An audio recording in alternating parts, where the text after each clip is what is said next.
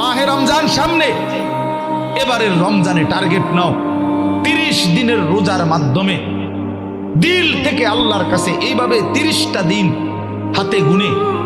তুমি আল্লাহর সাথে ওয়াদাবদ্ধ হও যে আল্লাহ 30 দিন আমি রোজা রাখবো। এবং